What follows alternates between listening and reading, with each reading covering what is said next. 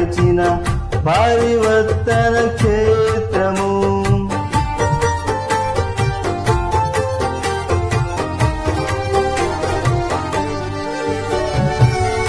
అమరమైన నీ చరితం, విమలమైన నీ హృదయం, ఆత్మీయముగా ఉత్తేజపరచిన పరివర్తన క్షేత్రము.